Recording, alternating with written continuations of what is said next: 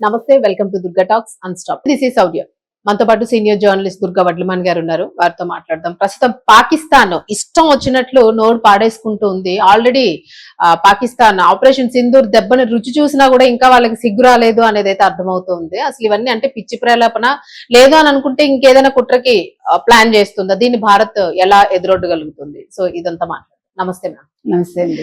Ma'am, నిజంగానే పాక ధైర్యం ఉంది అని అనుకోవట్లేదు ఎవరు కూడాను. ఈవెన్ భారతదేశంలోని గడ్డి పరగను కూడా ఇంకా టచ్ చేసే ఛాన్స్ ఇవ్వదు భారత్ అని అయితే మనకి ఆపరేషన్ సింధూర్తో అర్థమైపోయింది.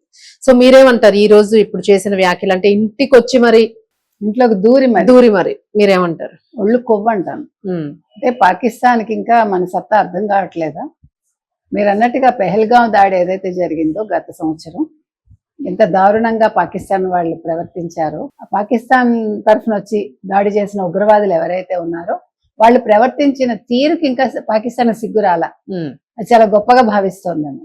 మతం అడిగి చంపటం అనేది పాకిస్తాన్ నైజం అని మనకు అర్థమవుతుంది. అందుకే మన వాళ్ళని ఆ ఉగ్రవాదులు ఎవరైతే ఉన్నారో వాళ్ళని చంపారు తప్ప సివిలియన్స్ ఎవరిని కూడా టచ్ చేయలేదు. అది మన విధానం. అంటే మన మానవత్వం ఉన్న మనుషులం కాబట్టి భారతదేశం అనేది అనవసరంగా ఎవరి జోలికి వెళ్ళదు, అనవసరంగా ఎవరిని చంపదు అని అక్కడ నిరూపించబడింది. కానీ ఇవాళ మళ్ళా పాకిస్తాన్ సిగ్గు లేకుండా మీ ఇళ్లలోకి దూరి చంపేస్తాము ఏంటి? పెహల్గాం దాడి తర్వాత జరిగిన దాడికి బదులుగాట ముందు నీ దేశాన్ని కాపాడుకో, అక్కడ నీ దేశంలో తిండి భద్రత చూసుకో.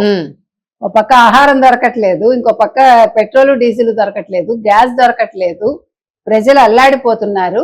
మీరు ఇప్పుడు యుద్ధం గురించి మాట్లాడుతున్నారా? ఎంత సిగ్గులేనితనం అండి. అంటే వాళ్ళకి మతం ముఖ్యం, మనుషులు ముఖ్యం కాదు. మనుషులు అల్లాడిపోతున్నా వాళ్ళకి బాధ లేదు.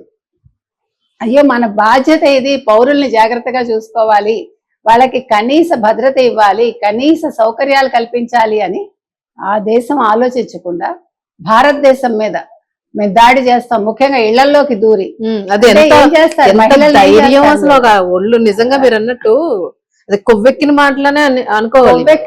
కొవ్వెక్కిన మాటలు ఒక్కొక్కడిని నరికి పడేయాలి వచ్చిన వాడిని అక్కడికక్కడే ఏ కీలుకా కీలు వేసేసి.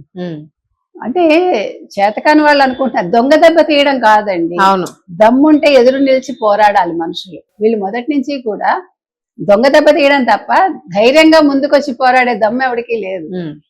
అందుకే ఇలా చేస్తున్నారు.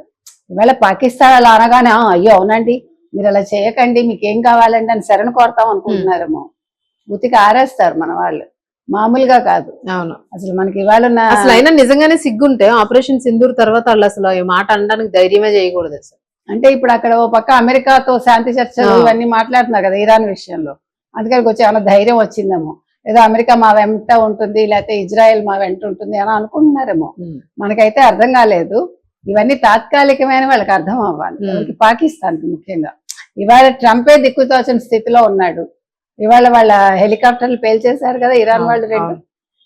అంటే ఎంతటి వాళ్ళైనా కూడా అన్యాయంగా అక్రమంగా ఎవరైనా చంపాలనుకుంటే, దాడులు చేయాలనుకుంటే ఇలాగే ఉంటుంది. అందుకని ఇవాళ పాకిస్తాన్ అలా అనగానే మన రక్షణ మంత్రి గురించి ఇంకా అర్థం కాలేదు. గట్టి వార్నింగ్ ఇచ్చారు రాజ్నాథ్ సింగ్. మనకి మన విదేశాంగ మంత్రులు పర్యవసానాలు చాలా తీవ్రంగా ఉంటాయి.